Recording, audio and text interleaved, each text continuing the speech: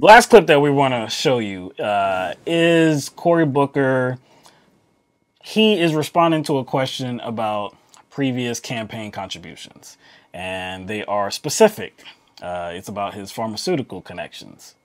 So since 2014, Booker has taken more money from the pharmaceutical industry than any other U.S. senator. Now, he has stopped taking that money. I believe that was a few years ago. He said he was going to suspend taking any money from that particular industry. And that was right before what, though? That was right before something, though. What was right before? That was right before his grandstanding, wasn't it? Yes. But like, yeah, it was about a year and a half, 2 years ago, something like that. And during this run for presidency now, he has claimed that he is not going to take any money from that industry or any corporate interest, really. He's not going to take any corporate PAC money. So anyway, this particular member of the audience, this particular questioner, wanted to ask him about those contributions and why he should be trusted, really. So when it comes to pharmaceutical companies, heck, when I was mayor, I put together projects that lowered prescription drugs for my residents. And I've made a declaration years ago, before I was running for president, that I would not take pharmaceutical executives' contributions. And so let me give you this commitment, because you can't campaign wrong and then think you're going to govern right.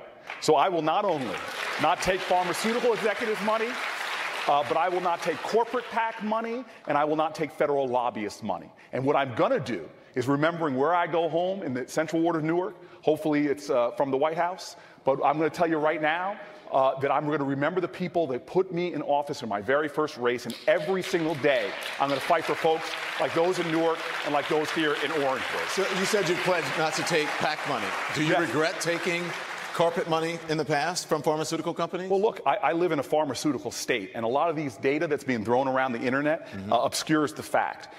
There's a lot of folks that live in my city, in low-income neighborhoods, that work for pharmaceuticals, hundreds of thousands of jobs. And so that gets obscured and lumped into one number, and I'll tell you this. I'm happy now that I'm one of those folks that's taken the Citizens United pledge and other pledges to have clean money and clean campaigns. President or not, this is the way to go. Do you regret it or not? Do I regret taking pharmaceutical executive money? I didn't need it, and I'm glad now that I'm not taking it. Look, the good news is that he's not going to take the money, and we can hold him to that. We will definitely hold him to that. That's the good news. We don't want our campaign. We don't want our candidates to be corrupt. We would like every single candidate to not be corrupt, so that we can actually trust that they are actually serving the interest of the people and not the corporations. Now, I don't think he handled, and actually, I don't know that he can handle this any better, because leading up to the portion of the video that we showed you, he talked about that he will never forget why he chose to become involved with politics and the people that he is fighting for. So at some point, yeah, he did make that decision to stop taking that money, and he was getting criticized very harshly for it. It's good. Like I said, it's good that he is distancing himself from any of that type of money. But one thing he said was that you can't campaign wrong and then govern right, which it doesn't. Does that even matter, though? Why does that rub you the wrong way? Are those two things connected? It matters to me because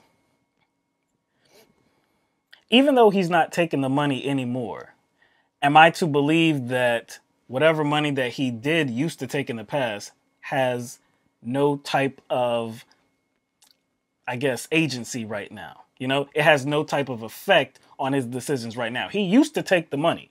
He was, again, since 2014, he's taken the most money from that particular industry, the pharmaceutical industry. So given that he's not taking it anymore, it's a good look, true.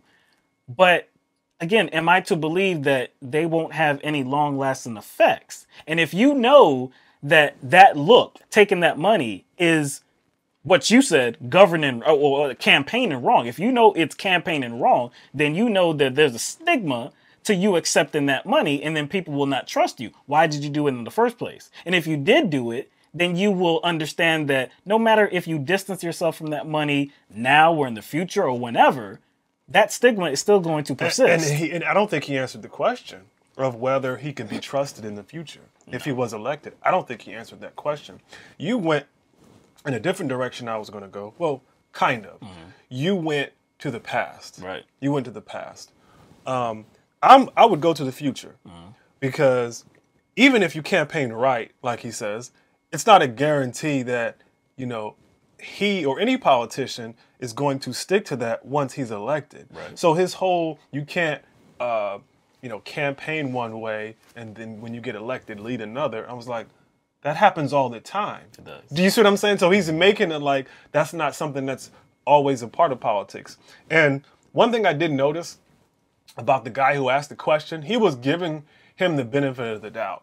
Like his expression really didn't match up with his response because the look the dude had reminded me of the look my dad gave me when I'm trying to explain myself to him about something that I did. Suspicious like. Suspicious. And I think that's kind of the look that most of us would have, you know, given Corey. And I think because he was on TV, he just clapped because that was kind of customary and polite. But it didn't look like the dude really believed him. And I wouldn't either because, like, I guess how he explained himself kind of, it didn't. Now, I just don't think it was consequential as far as coming to a conclusion or allowing people to come to a conclusion about how much they can trust him. Like I said, he didn't really explain that. Well, see, I don't. For people like us, for people that do know that background about him, that since 2014 he has taken the most money of any U.S. senator from that industry.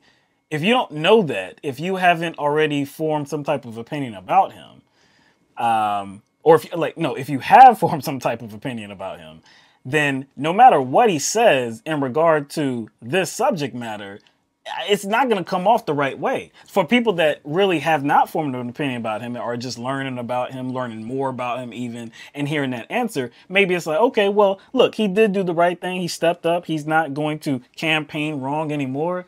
But understand, look, he understands that, look, this is perceived as campaigning wrong, taking all this money from corporate interest. And so he juxtaposed that with governing right. So you know that if you do things that look very corrupt, then you're not going to be expected to actually not be corrupt. You understand that. So I just don't think he can ever truly distance himself from that mantle of or that label of corruption. I don't think he can too. And it actually looks worse if you just heard that last part when he said he didn't even need the money, which actually makes it worse. That's worse because. Do you see what I'm saying? Because it would only make sense for you to go there if you were starving for cash. So it actually makes him look worse when he says, I didn't need the money. Right. Do you see what I'm saying? I don't think he realized that. In 2016, do you recall, we said this about Hillary Clinton. In 2016, she was running against Bernie Sanders in the Democratic primary to become the Democratic nominee for president. Bernie Sanders didn't take any corporate PAC money. He raised small donations. He raised millions of dollars in small donations. Average donation, $27. He did it. So clearly Bernie Sanders from Vermont, he was not nationally recognized. He was not nationally known until then. Hillary Clinton, globally recognized, a celebrity figure, somebody that was basically ushered in to become the next Democratic nominee. If Bernie could do it, surely she could have raised that type of money to operate her campaign. So the fact that she just welcomed all this corporate cash, Wall Street money and all of the speaking engagements, speaking fees, all the fact that she welcomed all that money into her campaign when it was unnecessary, like you said, it makes it even worse. It look worse. Like he could have completely just eliminated, I guess, that part from his answer. And he kind of, you know what I'm saying? He kind of shoved it in there at the end. I was like, he should have just said, yes, I regret it. It was a bad look. I didn't need the money. I'm like, ooh.